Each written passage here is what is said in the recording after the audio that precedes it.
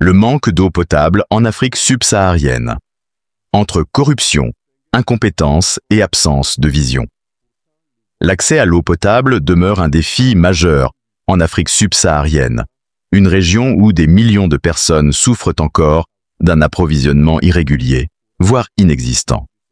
Pourtant, cette situation n'est pas une fatalité géographique. Si les conditions climatiques peuvent jouer un rôle, la pénurie d'eau potable est avant tout le résultat d'une gouvernance défaillante, marquée par la corruption, le détournement de fonds, l'incompétence des dirigeants et leur incapacité à former une jeunesse capable de prendre en charge ces défis. Pire encore, ces gouvernants semblent dirigés comme si, après eux, le monde devait s'arrêter, sans jamais préparer l'avenir. Une corruption endémique, l'eau, un commerce illégal. Dans de nombreux pays subsahariens, l'eau est devenue une ressource exploitée par des réseaux mafieux proches du pouvoir. La gestion des infrastructures hydrauliques est souvent confiée à des entreprises dirigées par des proches des élites politiques qui surfacturent les projets ou détournent les financements internationaux. Le Cameroun, sous Paul Biya, en est un parfait exemple. Des milliards ont été investis dans des programmes d'accès à l'eau, mais une grande partie de ces fonds disparaît dans des circuits opaques. Les populations, elles, continuent de marcher des kilomètres pour trouver de l'eau insalubre, tandis que les dignitaires du régime profitent d'un accès privilégié aux ressources du pays. En Guinée équatoriale, sous Teodoro Obiang Nguema, les revenus pétroliers auraient pu permettre de moderniser complètement le réseau d'adduction d'eau. Mais les richesses nationales ont été dilapidées dans l'achat de voitures de luxe, de jets privés et de propriétés en Europe, laissant la majorité du peuple sans accès à une eau potable, sécurisée. La Côte d'Ivoire n'échappe pas non plus à cette réalité. Malgré des investissements annoncés pour améliorer l'accès à l'eau, la mauvaise gestion, la corruption et l'inaction politique ont maintenu des millions d'Ivoiriens dans une situation de précarité hydrique. À Abidjan et dans plusieurs autres grandes villes, les coupures d'eau sont fréquentes, tandis que dans les zones rurales, l'eau potable reste un luxe inaccessible pour de nombreuses communautés. Et la liste est encore longue.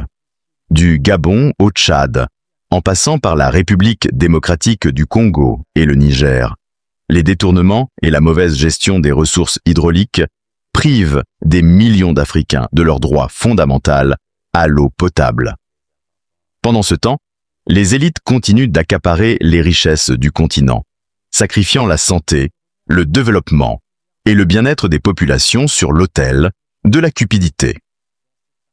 Deuxième, détournement de fonds, l'obstacle principal aux infrastructures hydrauliques.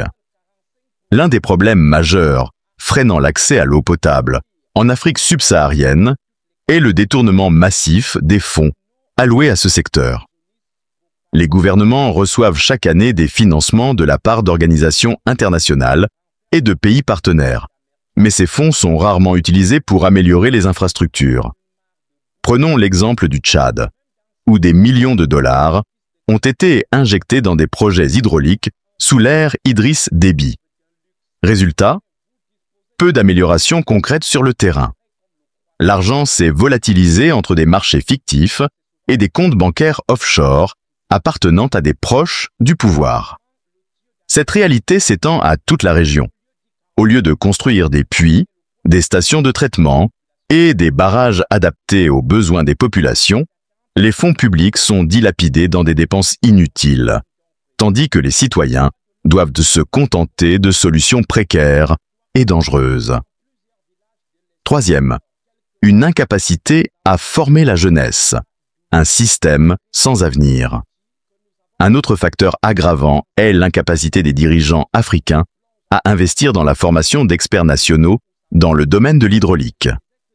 Plutôt que de créer des écoles spécialisées et de former des ingénieurs capables de gérer les ressources en eau de manière autonome, les gouvernements préfèrent dépendre de l'expertise étrangère, souvent coûteuse et peu adaptée aux réalités locales. Le manque de formation de la jeunesse entraîne un cercle vicieux. Faute de compétences locales, les États doivent faire appel à des entreprises étrangères qui appliquent des tarifs exorbitants et livrent des infrastructures peu durables. Si des politiques de formation adaptées étaient mises en place, l'Afrique subsaharienne pourrait produire ses propres spécialistes et mettre en place des solutions adaptées aux besoins des populations. Quatrième, une absence totale de vision. Gouverner sans préparer l'avenir. Ce qui frappe le plus dans la gestion de la crise de l'eau en Afrique subsaharienne, c'est l'absence totale de vision à long terme de la part des dirigeants. Ceux-ci se comportent comme si, après eux, le monde devait s'arrêter. Ils ne mettent en place aucune politique durable, ne planifient pas les besoins futurs en eau et ne laissent derrière eux que des infrastructures vieillissantes et mal entretenues. L'urbanisation galopante et l'explosion démographique rendent la question de l'eau encore plus urgente.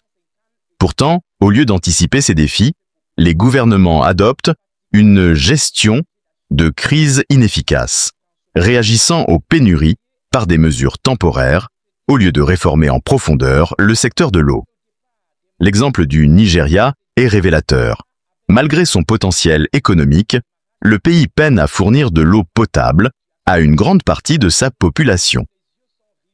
Les gouvernements successifs ont négligé cet enjeu fondamental, préférant concentrer leurs efforts sur des projets plus visibles politiquement, comme la construction de routes et de bâtiments gouvernementaux.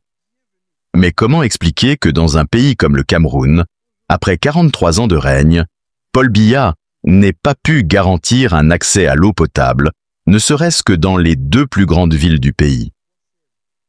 Comment, en RDC, une nation si riche en ressources hydriques, l'eau potable reste-t-elle un luxe inatteignable pour la majorité de la population? Paul Biya et d'autres dirigeants de longue date semblent déconnectés des réalités du peuple.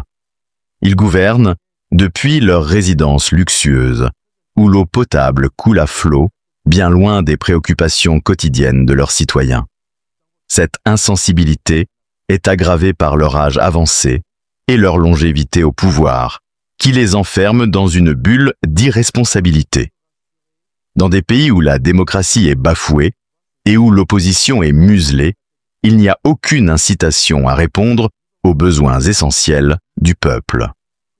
Les dirigeants savent qu'ils ne seront pas sanctionnés électoralement, ce qui favorise l'inaction et la négligence. Nombreux de ces régimes entretiennent une illusion de progrès en construisant des gratte-ciel et des hôtels de luxe dans les capitales, alors que l'essentiel, l'eau, l'électricité, les routes praticables, restent hors de portée pour la majorité des citoyens. Cette approche déconnectée prouve une absence totale de planification et de vision à long terme. Conclusion. L'Afrique subsaharienne mérite. Mieux, le manque d'eau potable en Afrique subsaharienne n'est pas une fatalité. Ce n'est pas le climat qui empêche les populations d'avoir accès à une eau propre, mais bien la mauvaise gouvernance, la corruption généralisée, le détournement de fonds, le manque d'investissement dans la formation et l'absence de vision des dirigeants. Si l'Afrique veut sortir de cette impasse, elle doit exiger des comptes à ses gouvernants et exiger des réformes profondes. L'eau est un droit fondamental et il est temps que les peuples africains cessent d'être pris en otage par des élites dirigeantes qui ne pensent qu'à leur propre survie politique. L'avenir de l'Afrique ne peut pas être sacrifié sur l'autel des intérêts personnels d'une poignée de dirigeants. La jeunesse africaine doit être formée, les fonds publics doivent être protégés et une véritable planification doit être mise en place pour garantir que plus aucun Africain ne souffre du manque d'eau potable, car sans eau, il n'y a pas de vie. Et sans justice, il n'y a pas d'avenir.